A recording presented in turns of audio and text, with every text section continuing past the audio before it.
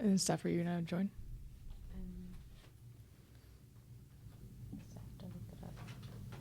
Are we on time? We're we on live? Time. It's 6. We made it to live. Oh my God, we're here. Okay. We're here. We are here. I'm Estamos on. aquí. Ooh, Katinka's on.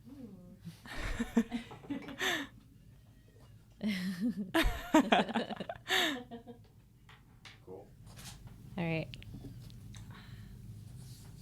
Ready? I think we are. I don't know. Yeah. Are you guys ready? Yeah. How do you start a live event? This is Just new. go. Audience, simmer down. There's no cue to start. There's no applause except us. We're patting ourselves on the back. All right. All right. You ready? Yeah. Hi, I'm Jennifer Phillip. And my name is Qual. And my name is Stephanie Absalon. My name is Paola Alvarez, and this is Unfamiliar. All right. Welcome, everyone, to our Chapter 2 event. We are recording on a 360 camera for YouTube and for our website. And then we are also going live on Instagram at the same time. So welcome to anyone who's watching on either platforms. We wanted to give a little rundown of what Unfamiliar is and how it started for anyone who's tuning in for the first time.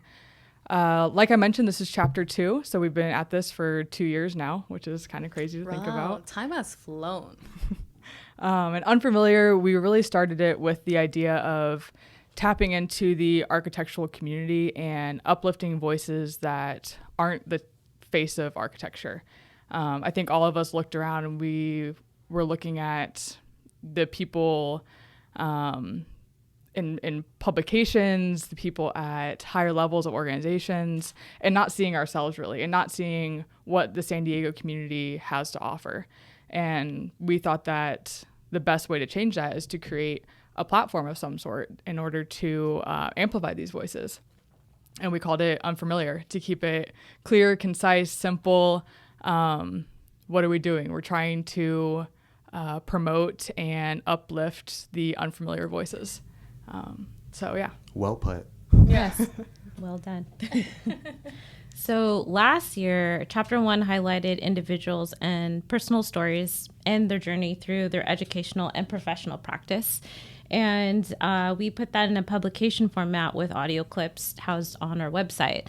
But Chapter 2 is looking a little different. So this year, we decided that the Unfamiliar members hosted each an episode based on a theme. And they found that they found something intriguing and personally connected to. And we provided that in a podcast format. Yeah, so plenty of changes. Obviously, right in front of us, we've MacGyvered a 360 camera, which we'll publish later on. Also, we have Instagram streaming live. So Wave to the people. Wave We to forgot to wave. all 10 people that are out there right now.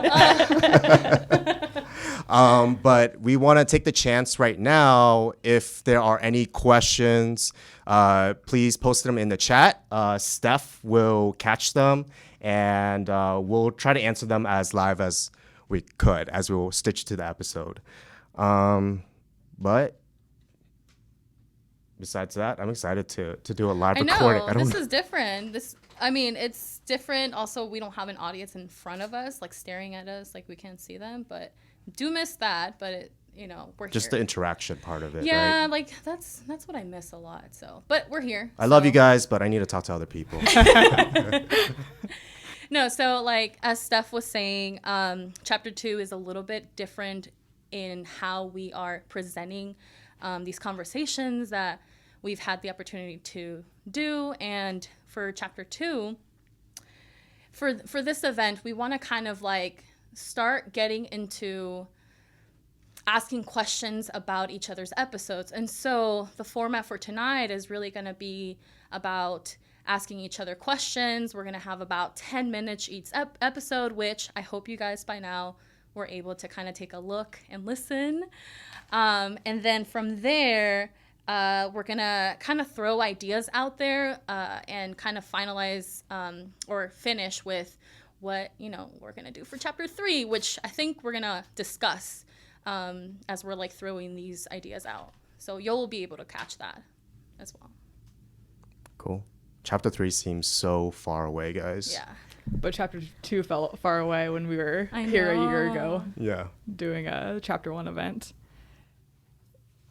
It is interesting seeing the change of chapter 1 where we're going out and we're trying to expand our networks and trying to find these people to talk to. And then chapter 2, it's really us talking. Yes, we're doing interviews here and there, but we're the main voices of chapter 2. Are we tired of our own voices already? I feel like the first episode we were very cringy and we didn't like listening to ourselves talk, and I think we've loosened up a little bit and Yeah. whatever. That's just how I sound now. But Okay. yeah. Yeah, so I guess we'll get into episode 1. Yes. And maybe it'll be helpful if you could give us like a short minute summary Recap. of what chapter 1 or what of episode 1 was. Yeah, so I think my episode was more about identity defining, and really it turned into this placemaking research, finding my roots in Little Saigon here in San Diego. I think that's the elevator pitch for that. So in episode 1, we talked about how informality can result in some of the most successful placemaking. Examples we gave were Fair at 44, Telefonica and TJ, and this year with the expansion of restaurants into the public right-of-way during the pandemic. So Ka, and I guess the whole group as well, how do we as designers and architects advocate for these types of installations? I truly think it's a symbiosis between the architect, designer, and the client. Right now, what's happening aside from the pandemic, when restaurants are forced to do more placemaking, they see what other people are doing, and it's like a trickle down effect. So I can speak for Little Saigon. I've seen that kind of like when other restaurants see that it's successful, they'll kind of like follow suit. But at the same time, it's also like the job for the architect or designer to really push them and assure them that what they're doing, that this could be a design project and what they're doing can be successful, that it can aid to their the client's needs and goals.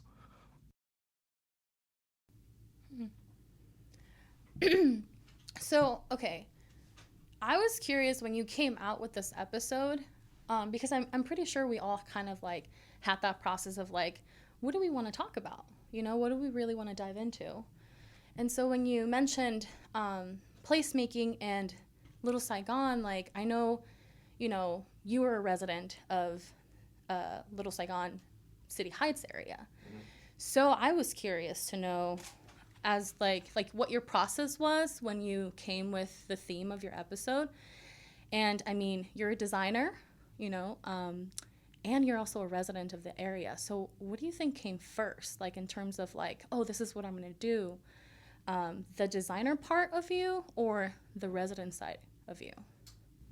Can I say neither? I think it's just like a self-search for identity, like I mentioned before.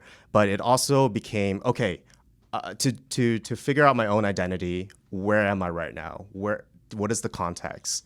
And then that truly became like, oh, like I want to help my community that I live in. And then, okay, I have this set of skills that I can apply like the best way I know how.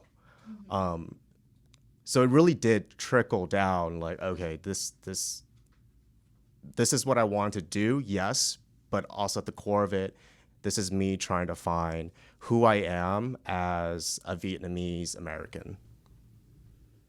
That's dope because like I felt like, I mean, when we listened to it, we could tell a little bit more about you and your interest, and it was very thorough on, I don't know, I just felt like connected to Little Saigon a little bit more now that I'm living in the same area down maybe. I'm glad you are. Yeah. Thanks. Yeah, I mean, I like the area, and it's definitely. I mean, I resonate with like what, like you taking me down to one of the events. What, about a week ago to Saigon Nights. Yeah, Saigon Nights. And so that was really cool. I'd never done that before. And so I was able to walk from our place, from my place. Wow, our place. Right, you don't live there anymore. I think it is interesting to see those sides of you come together, even though you said neither. It is both of those coming together, and your content and what you're speaking to is so much stronger because you have these two sides coming together. And it makes me think about why it's so important for local architects to get local projects. Yeah. I think it's so much more rich bringing those two together because you already have a connection to the place. Maybe if you were lucky enough to do a project in City Heights, I feel like that is the goal. You would jump in. Yeah. It really is the goal. And, I just mentioned it earlier, Saigon Nights, like that is something that I can see as a personal project.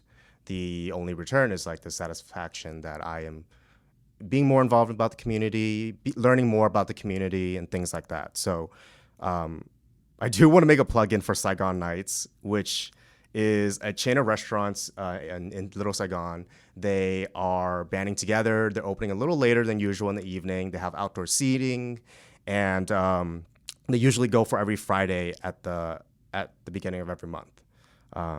So this upcoming on December 4th, there's a lot going on. So we can post more information online and some things like that. I do also have to say that I appreciate you bringing that to the forefront too, because it was nice to get involved into those events because I didn't know like what was going on in that community. And I hope that it kind of empowers other people to kind of set something up in other communities around San Diego. Speaking of community, are there any questions? Should we check? Just what a transition. Everyone's just joining. Okay. Hi. Yeah. We know you're there. We know you're Thank there. you for coming. Gemma's on here. Please ask us any questions. Marvin, Melissa. Helio's on here too. Okay. Dope. Cool. Steph's just giving shout outs. Yeah. Yeah. Yo. Shout out. All right, how are we doing on time? Good. We have a couple more minutes did we cover all the questions for episode 1? Yeah. Okay. I think so. I really want to talk about representation now because that's your episode. Yeah, Jen. And it's funny how this segues to yours because this is what we're seeking. Like finding our own identity, a heavy part of it is representation. So can you kind of like recap your episode? Yeah. So I think when it was my turn to kind of host one of the episodes, I wanted to get at the core of what Unfamiliar is and why we started it, and just trying to pinpoint that in a theme and try to figure out how to bring in other people, how to enrich that story, and even just to have the four of us talk about why we think it's so important was very, very key to that episode. And at the same time, I was learning about the formation of SD Noma, and I was really, really excited when I found out about they were still going through the process of getting the chapter started and verified with the national organization.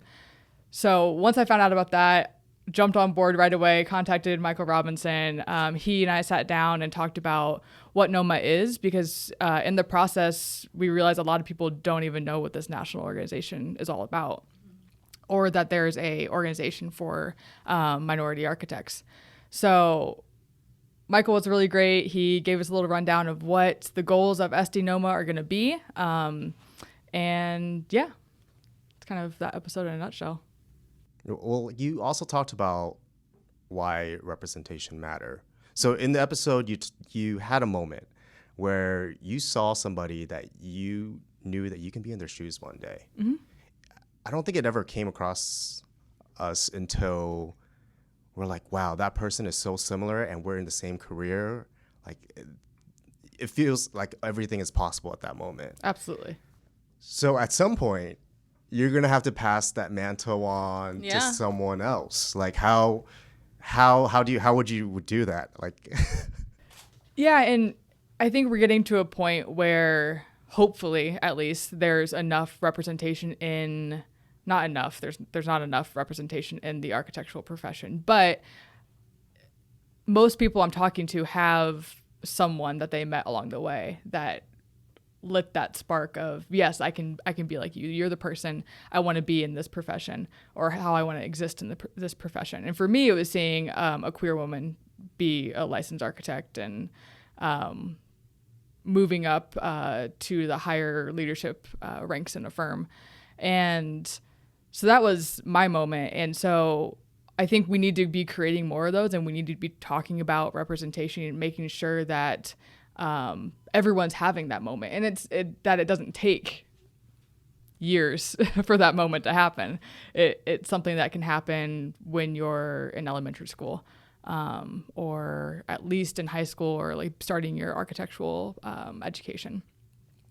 So that's the first thing. And then secondly, I think I want to be the type of leader, I guess the mentor for the type of leader that I want to see in the architectural profession.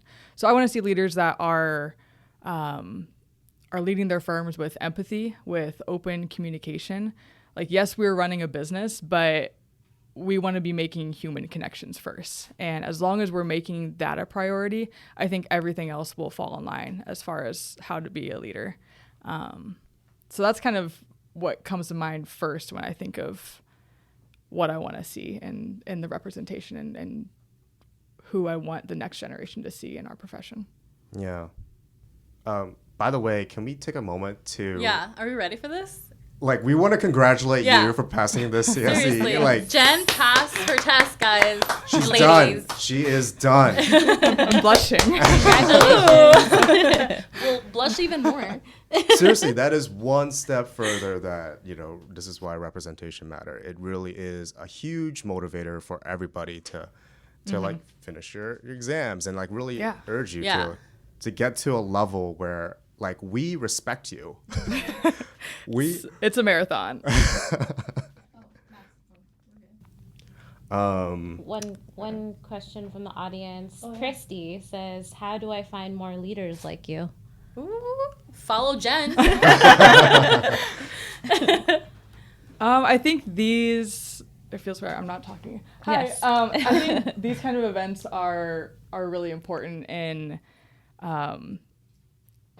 trying to find your community. It's not necessarily when you're trying to find the leaders that you want to see. Start with these community events and go from there.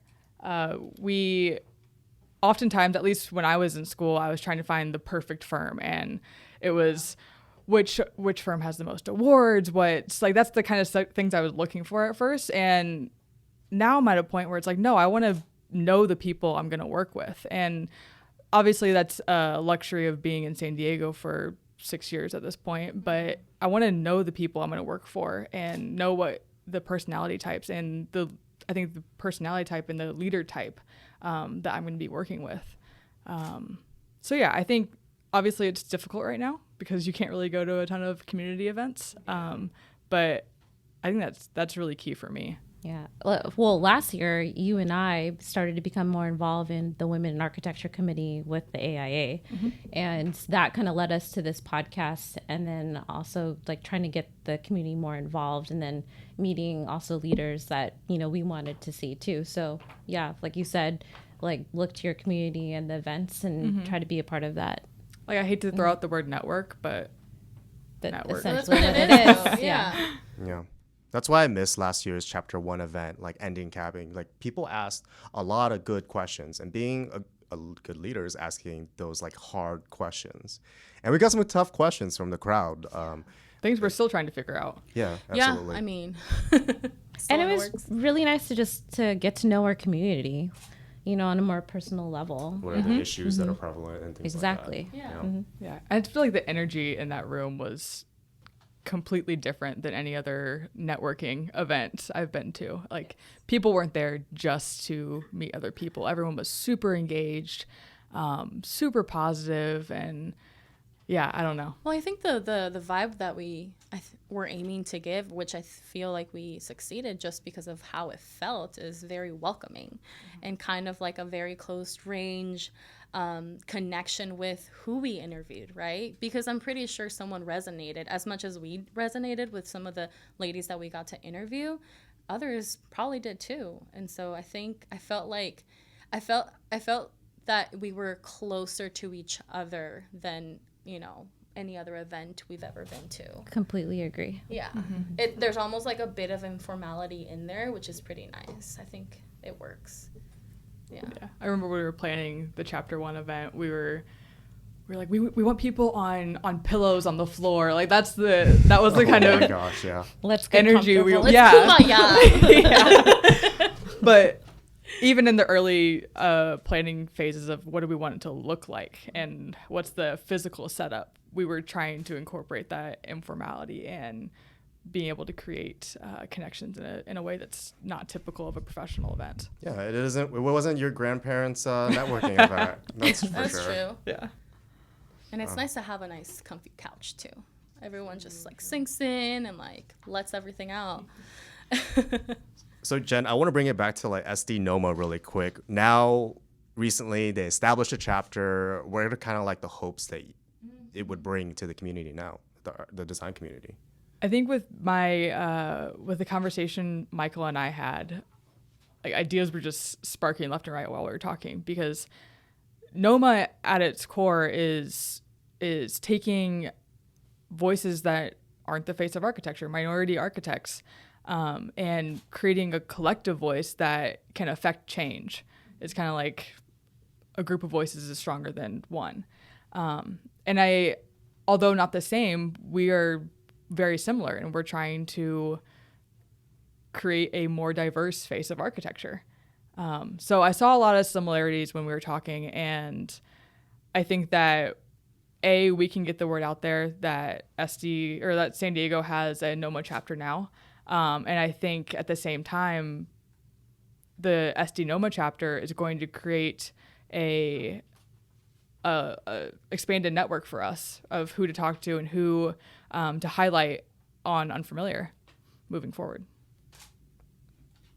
Sorry, quick tangent. Yeah. I do want to acknowledge the two other important people in the room right now. Oh, it's Maxwell and Cher, who is like You jump on in.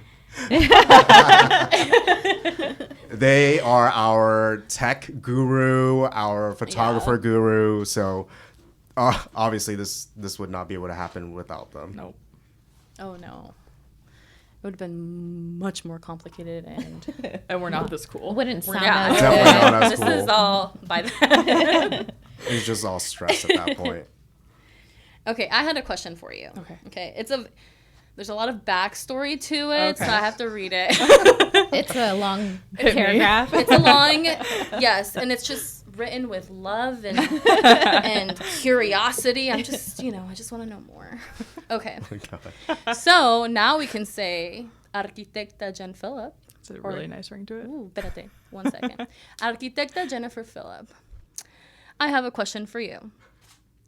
You've accomplished a great goal that you've been working on for 10 years of your life. You graduated from Ball State University with a bachelor's in architecture and then made your way to our region and attained your master's from Woodbury University, San Diego as well. You've had the opportunity to be called Mrs. Phillip Oh my God.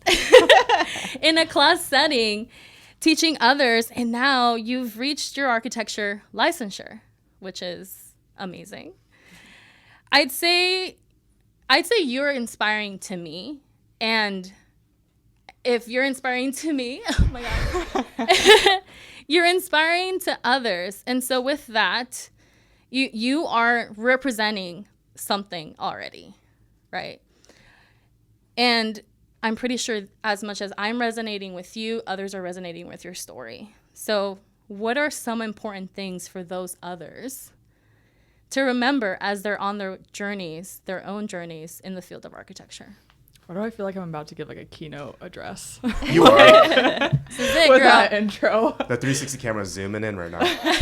With the graduated from Ball State. No, I think when I want to impart some sort of nugget of wisdom, if I'm allowed to do that to others, is persistence, and figuring out why you're doing what you're doing, because you're going to take detours in whatever path you take, whether it's architecture or something else. You're going to take detours, and that's okay.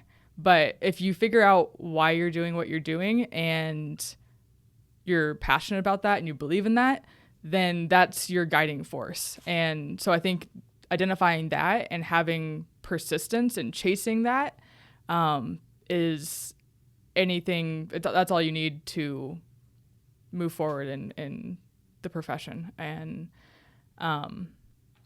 yeah, I mean, I would say don't chase the titles, don't chase the money, but try to find something that's bigger than yourself. And I think that's what's going to keep you going for 50 years, because architects never retire.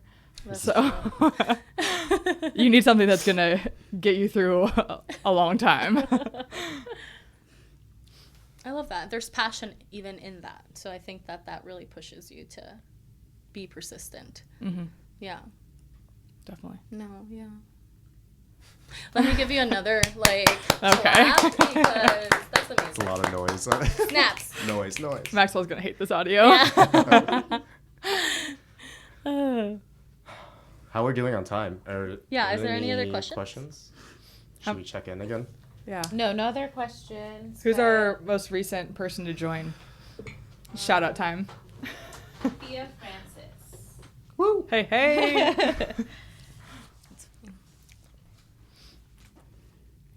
All right, episode 3. Oh, man. Give us a little rundown. What'd you guys? This one was just published, so Yeah. a lot of people. Did you guys hear it? Did you listen to it? Did you tune in? Don't attack our audience. I know. There's only 10 of them. Yeah, 10. Perfect. Perfect. Did you, though? I hope so, because it was fun. I actually don't have the other page. Episode 3, thank you. I mean, I don't have your summary Yeah, there, it's but fine. No, episode 3 was on adaptability. And I got to interview a very fine lady named Vivian Flores, who has a studio in Tijuana called Terraforma Creativa. And, you know, I guess I could talk about a little bit about my own process, because I felt like it had to do with identity. And I felt that in order for me to produce something that I'm passionate about, and for it to be concise and hopefully resonate with someone, as much as I was looking for that representation myself, here you go. I felt like my theme, I felt like talking about something that I've always kind of dealt with myself, which was, you know, my parents are Mexican American, you know, I'm first generation Mexican American, and I felt like throughout my entire life, I had to kind of like take these like things from other people in order to kind of make sense to other people, because I just felt so different. I wanted to be understood. And so in this episode, I felt that the closest thing to me was adaptability in the form of like kind of like preserving these tools that I was like kind of learning along with my parents, you know, because I felt like, yes, my parents were there, and I felt like they themselves were trying to figure it out, but they also had me as like part of like, let's figure it out together, because, you know, English, you know, language is that language barrier is so important to kind of like, but also it felt like a gray area too. Like I was jumping from Spanish to English and just trying to really translate the moods, the tones, the dialogue. So I felt like this was my theme because I could tell you so much, right? And it flows into architecture. Exactly. And so I felt like it was the perfect opportunity not only to tell you my story in that sense, but also interview someone else and to see what their form of adaptability, their definition was. Yeah, you mentioned in the episode that growing up, you define adaptability as almost like to forcing to assimilate, as well as finding like these cultural roots to attach yourself to these like the core of things that to identify who you are as a person. Well, that was you growing up, but now in adulthood, has that terminology, like adaptability, has that changed for you? I think, what's that one quote from Bridesmaids? You know, to change is to If you're grow. growing, you're changing. Yeah. I feel like it holds, the definition that I gave holds a special memory to me of how I used it, right? I feel like it's kind of evolved from what I used to use it as. I think that as a kid, I was trying to survive. I think that was just the skill, that the instinct that kind of turned on when I was a kid. And now as an adult, I'm reaching points in my life where I'm like, okay, you know, when I talk about adaptability, it's more, the definition resides more on the memory of how I used it. But now it's more like I'm using it right now. Everything that I preserved, I'm putting it to a test right now. So I feel like it hasn't changed. It's just evolved into something that I'm able to kind of like reach into my archive and kind of utilize. Yeah. Well, I like you also interviewed Vivienne, and her definition of adaptability has almost like using bioconstruction as her career. Like this is her profession. She really used what she's learned, her, you know, childhood as she was growing up, like things that she just soaked it all in, and then she used bioconstruction as an output, and that turned into her career. Has adaptability done that for you? Is there a piece of information that you've kind of like carried on to your career as a designer today? Yes, and I think that all comes back to community and representation. I think it, wow, are we like reflecting right now? I'm just being silly. No, yes, and I think, I don't think I'm there yet as Vivienne. I see Vivienne as such an inspiration because she utilized that and she's doing something in the architecture field in terms of like, you know, sustainability. And like she's actually doing that right now. I feel like I'm still trying to figure out, you know, what that is for me. So, but seeing that kind of like opened my eyes and kind of like, okay, like, don't forget your past. Don't forget, you know, things that you've gone through when it comes down to, you know, the different, like I said in my episode, I've moved so many times. And so I think I've been trying to kind of ground myself and help that community that I'm living in, right? I feel like I've gotten a taste a little bit from here and there. And so I feel now, especially during this pandemic, is me trying to figure out, where do I put these tools to the test? And I feel like because I'm interested, I can have that mind of like, well, I want to do this, I want to do that. And I've realized that I need to slow down and really refine what I want to do. And so that's been my process this year. Yeah. And especially during this interview and even producing the interview and producing the episode. So I'm still there. I'm still working on it. You're still on the journey. Yeah, I'm still on that journey. I think it's so easy. It's easy to get distracted, especially going through architecture school. And I feel like that degree opens up so many doors for you. But it's easy to get distracted and say, all right, I want to do this, I want to do that. And Right? Yeah. you want to do it all at once. But I think this year, one of the beautiful things about this year is we've all been forced to kind of slow down and simplify, because we can't be going everywhere. We can't be doing everything. So I think that might have played into, I guess, your journey this year and affording you that time, that quiet time to. Oh, 100%. Oh, 100%. So I'm not scared. I'm more like, okay, it's that slowing down process and like having to refine, okay, what is distracting and what is not. So What's not working? What's not working? What's not bringing Slap me it joy? Exactly. Yeah. Okay, so I have a question. You talked about switching back and forth between American and Mexican cultures and languages growing up. Yeah. A lot of times you were the translator for your parents. So now you're pretty much using those same skills with Unfamiliar. You're translating, you're having these interviews in English and Spanish, and the three of us aren't fluent in Spanish, so you're acting as translator again. Oh, yeah. So I wanted to ask what your favorite and maybe what's your least favorite aspects of conducting interviews that switch between both languages. Oh, man. I was asked this one thing that I've never really realized, but I was asked once, you know, what language do you prefer speaking? Or that, and then what language do you think in, right? There's always, like, I feel like when individuals know more than one language, there's always that one language that you go back to kind of talk to yourself, right? Whether it's your thoughts or whether it's, like, trying to answer a question, but I may be saying it in English, but I'm thinking about it in Spanish. And I think that's me.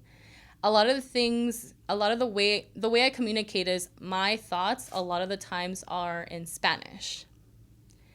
And then when I'm talking Spanish to someone else, I feel like my true self comes out, which is really interesting. Like, I never noticed that until I was asked the question. And because, I don't know, there's more emotion, there's more like, it's an attitude, and it could be because, you know, my parents, I mean, I couldn't speak English when I was in my parents' house. So I feel like my favorite part of being able to interview someone in both Spanish and English is the fact that, one, I can still be myself. Two, I can show a little bit more about myself alone. And I feel like that kind of keeps the conversation going. My least favorite would be the amount of time it takes to translate. No, I'm just kidding. No, that's completely true. No, yeah. And Especially this. It's not my least favorite, but it's my, like, oh man, like, I have to really get into a zone, because when So you tedious. say yes, and you don't want to, when someone says something in Spanish, like when I was interviewing Vivian, like, I know what she meant. I felt it, right? Like, I felt the tone, the attitude, the spirit. And translating it, I felt like I really had to go back to those roots and hopefully translate it in a way where it means the same thing. It's giving the same kind of vibe in English. And it's more work, but It's worth it. it's worth it. Yeah. And I feel like it gives me an advantage to get to know that feeling with people. So, yeah. Do you find that a lot of the times the information is lost in the translation? I feel with others, yes. I feel it's easy. It's easy for that to be lost. But what I love about using those tools with Unfamiliar is just making the time for it to come out exactly how it was said, right?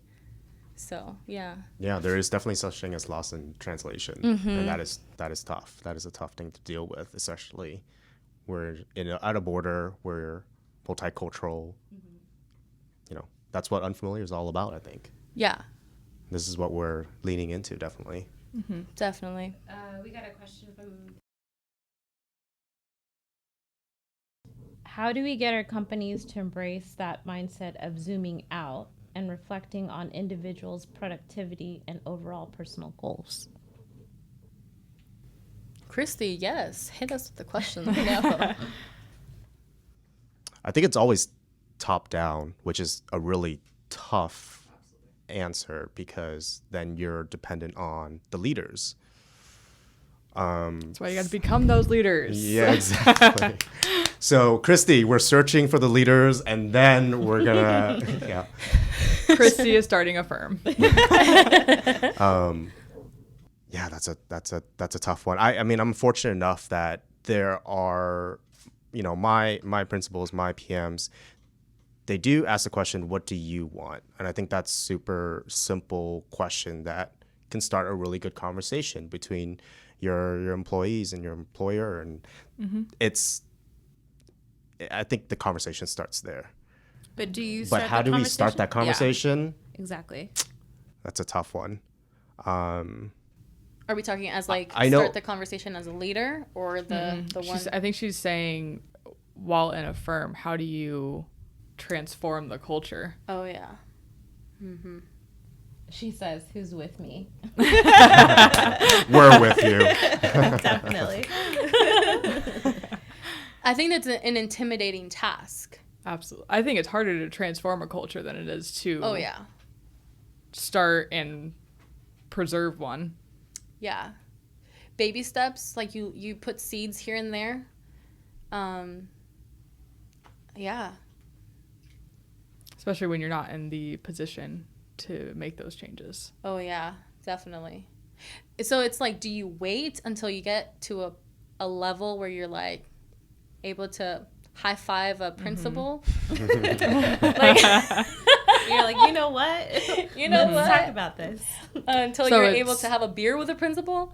Well, it's the do you climb the ladder and until you can become those leaders that make change. And that goes beyond just this question. It goes beyond, or it starts talking about representation in firms. I think this question comes up a lot, and it might have even been a question from the Chapter 1 event was how do you convince the leaders to value diversity in a firm? And yeah, that's that same issue, and that's one of the things we're still trying to figure out.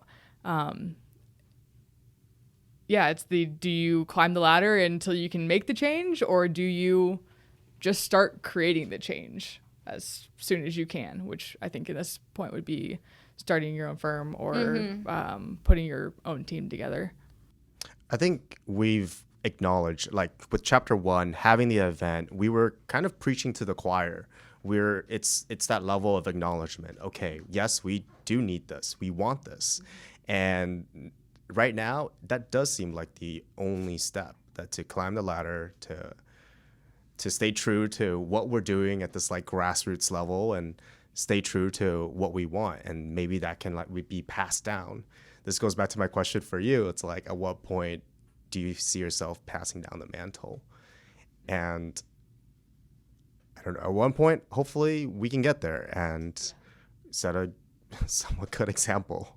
I think we already can be for the people in architecture school, the people just out of architecture school, and saying like, this is how we found purpose in the profession. So maybe your journey is not the same, but maybe if you're feeling this way and you don't know where to turn, like maybe here's a community for you. And I kind of wonder too if like what we're doing right now is also like helping facilitate those conversations, like trying to move it a step further, continuing these conversations with our community and then trying to figure out and brainstorm like how can we talk about this? Consistency is just playing in my head right now. Like, we have to be consistent and continue to talk about this, and because I feel like the moment it pauses, we lose that community. But then there's also, we need action, right? Yeah. We need action, and we need to get to those people that are already thinking the same way we are, who weren't at the chapter 1 event. To those people that are affecting change. So if we're going to talk about moving forward and chapter 3 a little bit, those are the kind of things that I would like to do. Like we can sit here and talk all day, but with now that SD NOMA has been established, they've had programs that's been established before Unfamiliar, like before anything we've really talked about today. It's those plans are already there. It's the matter of facilitating and like really putting the word out there that things exist out there. We don't need to reinvent the wheel. Yes. How we're doing on time? We're good. We're at 6:45 right now. Yeah, we should start into to our last topics that kind of exist outside of the episodes. I mean, it's sitting here talking to you guys. I love how, like, even before I was released episode 1 by 1, I love hearing the thread that's happening between us. It's like, well, I was inspired by your episode and I wanted to do this, and now I'm finding this connection. And I think at the core of it, it's a very personal chapter that we're doing right now, at least to us. And in chapter 1, we're keeping information. We're doing interviews and being inspired by other people. Now I'm like inspired by you guys, and it really is just like, I don't know. It makes me happy thinking that what can we bring to chapter 3 that involves inspiration but also action. Yeah. Well, We've only talked about chapter 3 briefly, Like a here. very surface level. Yeah, so us throwing around ideas now is who knows what will actually happen. But I don't know. What should we do in chapter 3? Should we ask the audience? tell us. What would you guys want to see in chapter 3? Hopefully this is refreshing. Okay. Or Maxwell, do you see any new questions? Maybe there's questions on here that didn't pop up on mine. No. Okay. So I think when we have briefly talked about it, we are looking at the evolution of Unfamiliar so far, and the idea popped up of what if we took these conversations that we're having, they're isolated conversations in chapter 1, and then they are a group of conversations in each episode for chapter 2, and kind of putting these conversations and interviews together for a theme. And what if chapter 3 somehow took these ideas and these individuals and these faces, and what if it was a physical manifestation of Unfamiliar? What if it was an installation of some sort? I feel like we've been doing a lot of like talking, and now it's like, let's do the walk, guys. Let's do some walking. Do some walking. Start our own placemaking. Exactly. Yeah. Yeah. Oh, yeah. I think that's it. It might have been sparked from episode 1. Was what if we did something like Little Saigon Stories? And I feel like we could tap into the people that we have been talking to and we have close relationships with, especially now that SD NOMA is here. I feel like maybe we can do something with them. Absolutely. And really is that adaptability? Really pull these preserved tools to the test. I was just about to say that too, quoting you. Yes, we're on the same level, which would be really fun, right? That would be really cool to do. And I think as a group, we've kind of been itching, and we've talked about for years doing a project ourselves. Like the 4 of us, we went to school together. We graduated around the same time. We started working in offices around the same time. And I think we've still had this itch or this really strong want to do a project with our friends who we grew up with through architecture school. So yeah, maybe it's time in the future. We'll see. Now that we have a stamp. Yes, we have an architect here, a licensed architect. Under responsible control. I'm fresh out of that exam.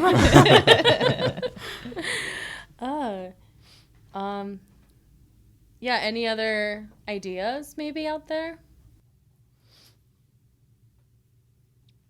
I can just see this installation being the interviews that we're having, but to the 10th degree. Like, what if we had snippets from 100 people that aren't the typical face of architecture?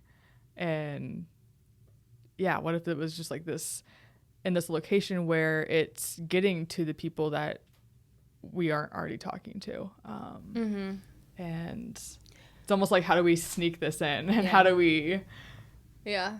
Yeah. Well, the only thing that is popping into my mind right now, which I've been wanting to get this book called Humans. I don't know if anyone has heard about it, but it's literally a project that was put together by, I forgot the name of the author, but the name of the book is called Humans, and it's like pages and pages of narratives of different people about this one specific story that resonated with them, and it's just been like they've been carrying it till now, and it's just really, and they're so random, so it'd be really cool if we can compile what you're talking about into this book, right, of just these something significant that happened to them in their own journeys, right? Like document our entire process, like who we're Archive talking that. to. To be honest, I want everybody out there to do their own episode. Like, we've, self-reflected and done our own thing. And so what you're saying is, it really is like for each and every one of us to, dive into ourselves and find what we want, and, figuring out our identity and what our forefront thoughts are and things like that.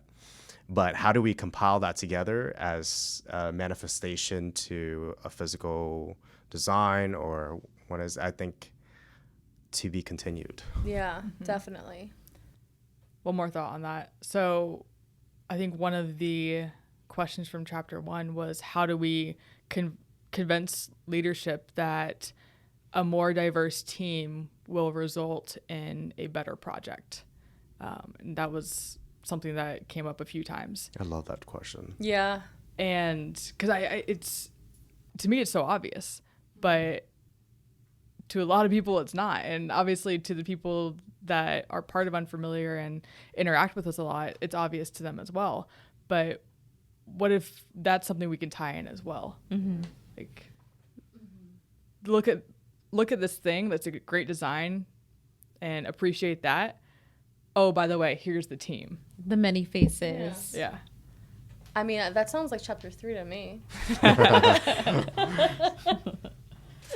No, but really, like, it's that action that you're talking about. How do you do it in your offices? I think you have to do it on your own in order to show your leaders. Yeah. Maybe talk isn't enough. We got to show them how it's done, basically. I think so. Yeah. Maxwell, are there any more questions? Because my screen's not refreshing. Okay. Cool. I don't know. That's Should awesome. Wrap it up. We wrapping it up? Yeah. Okay. So I definitely Time wanted to flies. give a shout out and say thank you to AIA San Diego and the Women in Architecture Committee for supporting us. And thank you all for coming on this ride with us on Unfamiliar as it changes and morphs. We'll see you in chapter 3. I know. Thanks for joining. Yeah, thank you. Everyone who did join us with us today. Yeah. Thanks, guys. What we want to talk really quick. Oh, yeah. Should we talk about it? Yes. Yes. Wait, I'm nervous. I don't know what you're talking about. Before we sign off. Before we sign off. We will be sharing with you all a bonus episode in the near future. And this is an episode that we actually produce for KPBS radio. So keep following us and stay tuned to this bonus episode. Yeah. All right. I think we should end this with, like, how we always should end it. Oh, I think so okay. too. It's Oh, my no. favorite part. Wait, who Wait. does it start with? It, pow, me, Ready? you, Okay. ka. Ready? Wait, Go. everyone take a sip of your tea. Okay. Oh, no. Okay. Ready? My tea's cold. Unfamiliar. Unfamiliar. Unfamiliar. And for we're out. joining, everyone. Thank you. Bye. Bye. Biden.